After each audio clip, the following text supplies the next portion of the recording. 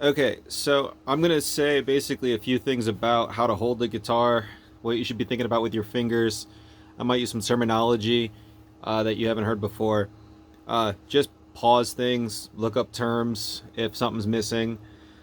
In a nutshell, whether you're playing it on an acoustic or an electric, you want it to fit comfortably in your lap. You'll kind of have it cradled on your knee.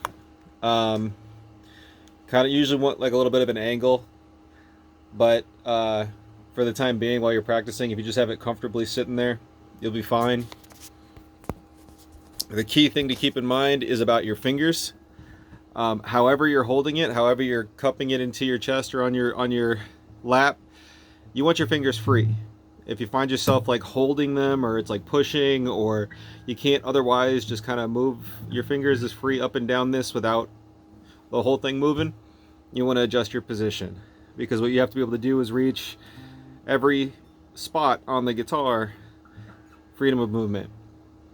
So I just looked up the first few chromatic bars, and chromatic basically just means a half step musically. And every space here on the guitar, every fret is a half step. So you're playing these chromatic runs over and over and over again on different positions. And I'll include the tab to your email. Shorthand, looking at the guitar, the strings, high to low. So a high E down to a low E. The low E is the one that's closest to you, the thickest one. The high is the higher pitch, higher note. The tablature will be in number form.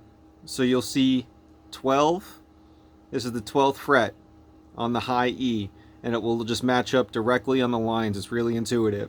And it'll tell you 12, 11, 10, 9. Those are the first four notes. And I'm alternate picking there. So whether you get a thick pick like I have or a thin one, you're going to go down, up, down, up. Things to think about: your fingers should be curved over the neck. You're probably, as you're first looking at the guitar, doing something like this. You're putting one finger down, fingers flying all over the place. You will fix so many issues that you'll have down the line, especially if you want to play that piece up to speed.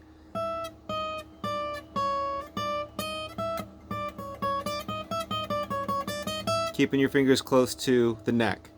You got your thumb supporting it on the back. With the thumb there, fingers are still free, right? I'm not like cradling it in my palm.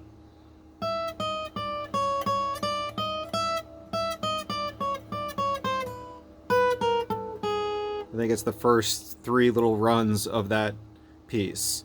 And so if you can get those sounding clean when you first start to play, your fingers are going to really hurt, and after 30 seconds you're going to start getting noises like this. I think I got it, but it's not quite. You want to press down just enough to get the note and have the note be clean.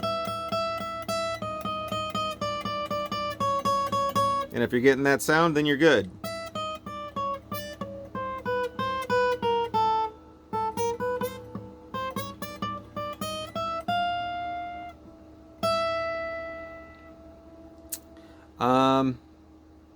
I think, honestly, that's most of what you need to know for damn near every song.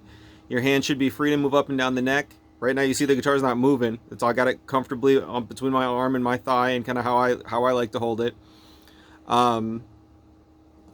Alternate picking, down, up, or up, down, doesn't matter. If you practice both, it'll help you down the line. You'll want to get good at being able to alternate. Once you get those four notes, that chromatic sequence, those half steps, dun dun dun dun dun dun dun dun dun dun dun dun, you'll want to set a metronome for about as fast as you can play it, and just keep drilling them over and over and over again. So if you ever see somebody play fast, I promise you they've done about 10,000 times, just very, very slowly, and then bumped up their metronome 2, 3, 5 beats every run until that became the normal feeling. And so once you start getting that stuff up to speed, you can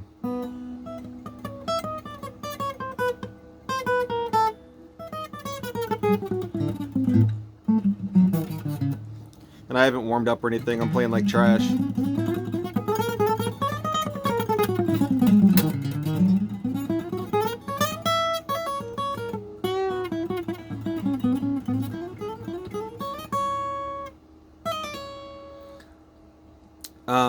But yeah, so down, up, and then it goes to the 10th fret, down, up, then the 8th fret, down, up, and then once you get that down, you'll start jumping to the other strings, but you're basically just going to be doing that same chromatic sequence at different parts, which is just going down the scale as you go lower on the strings. And so, I don't know how much of that makes sense music terminology wise, but as far as like technique and stuff is concerned, you have hours of practice ahead of you doing, making sure that your fingers are free, curved.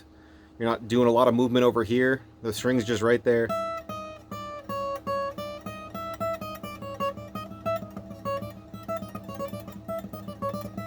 And get a metronome so that you can sync both of your hands together. So, there you go.